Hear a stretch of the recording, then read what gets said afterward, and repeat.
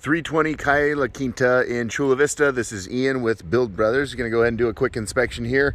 Here's the only missing tile on the roof, and sure enough, the felt has been completely destroyed by the sun, and we're looking right at the OSB sheeting there. And so this is definitely a leak into the home, whether it's showing or not, or actually maybe it's the balcony, now that I think about it.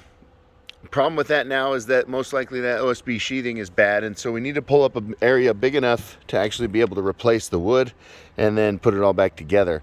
I think we can get it done without pulling up any solar panels, because that would kind of complicate the project, pulling a bunch of these solar panels out of the way to get access to more of the roof to be able to change that wood. I definitely can assume that that can be blamed on the solar installation, and because it looks like they just forgot to install that one. What happens is you break a handful of tiles throughout the roof during a solar install, and at the end of it you go find a tile that matches best as possible and replace all the ones you broke.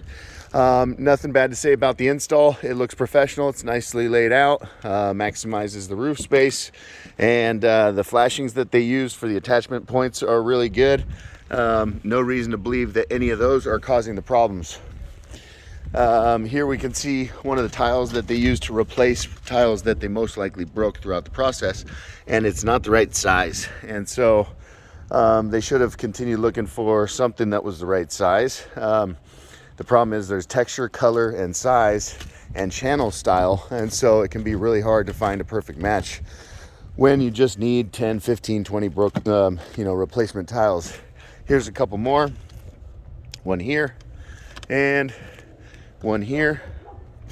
We've got, other than that missing tile over there, down here on the lower section, that vent right there needs to have a T-top cap on it, so just a little maintenance issue.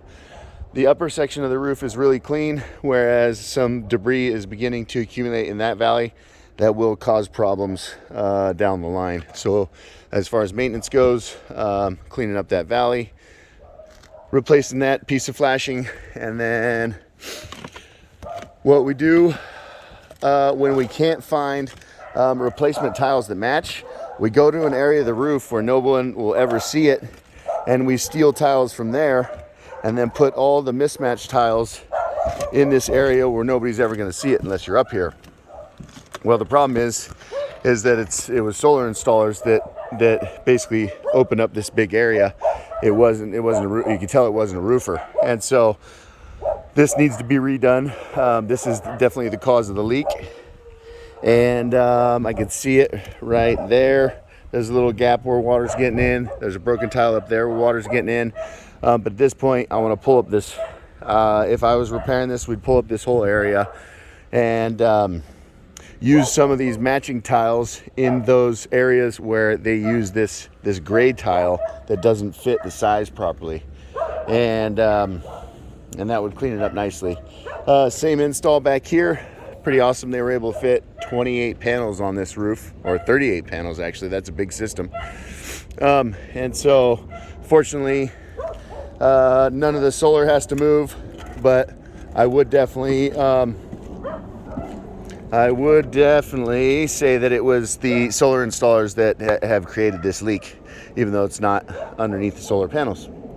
So just my opinion, this would fit into our $2,500 minimum tile repair, and we could get this done in about a day.